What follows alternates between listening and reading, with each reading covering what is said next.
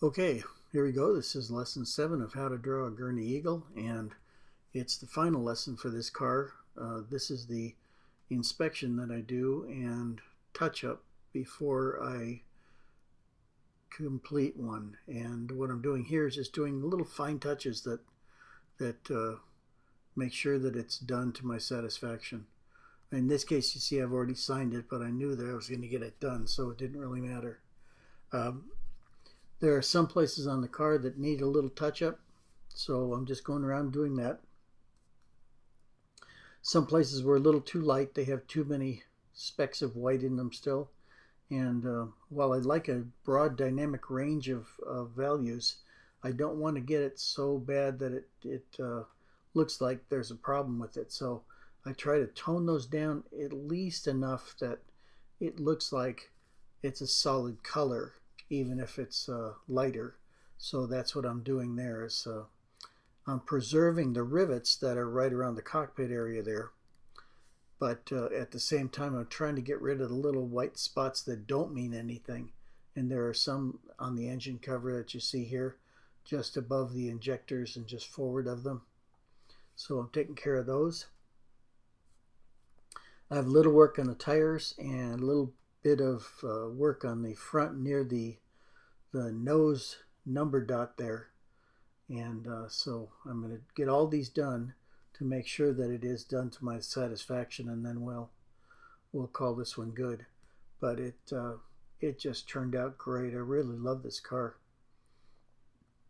I showed this to a friend of mine, and he said, he's another automotive artist, and he said, boy, that was really the time. These were the supermodels of their day. They were just so clean and so neat and so nice.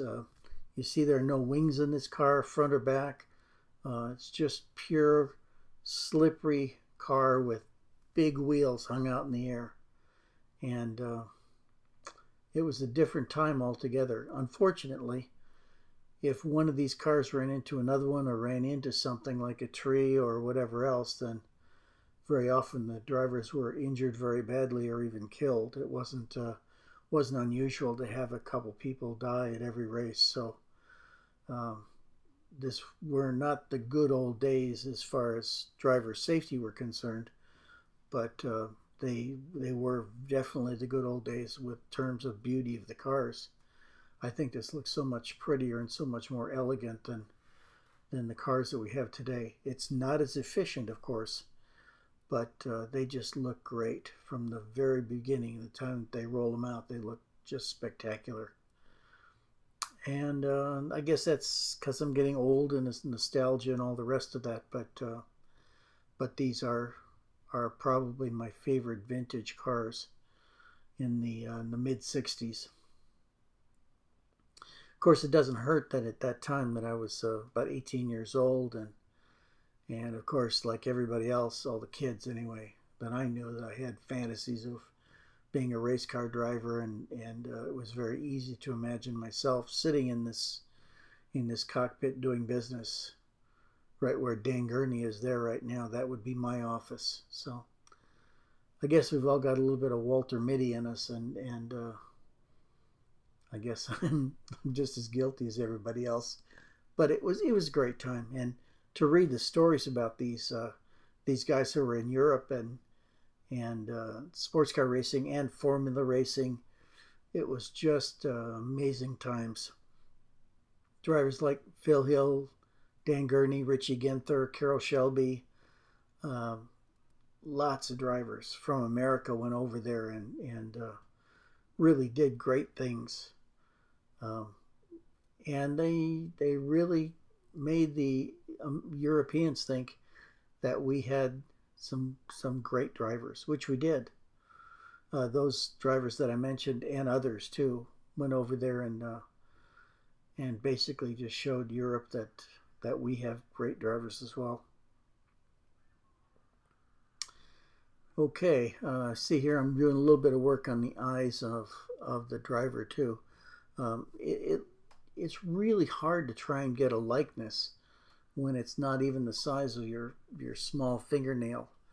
They say a thumbnail sketch. Well, if you're even that big, it would be a big improvement, but it isn't. So you can see it's really small. So I'm doing what I can, but less is definitely more in a little picture like that. So I'm just hoping not to screw it up. A lot of what's selling this as being Dan Gurney is the helmet that he wore, and everybody knew that's what his helmet looked like, so that just makes it a little bit easier to do. But anything you can do like that, whether it's making the car look right or making a driver look right, there are little subtle cues that you can use to make people know that that's what it is you're trying to do. And once they know you're going in that direction, their mind will help them. If you just make the suggestion, it will lead them in the direction that you want, assuming that they know something about the person. Otherwise, it's all in vain, but then they wouldn't know the difference anyway, probably. So I'm just saying, do the minimum amount of work to get the best result. And when you're working on a car, it's going to take you several hours to do, but do the most work on the places that will give you the most yield for your time. Like I said, like that left front wheel that I'm working on the tire right now. On that wheel, the wheel looks really close to the photograph. I spent a lot of time on that wheel and the tire because that's what people are going to see first when they look at this thing.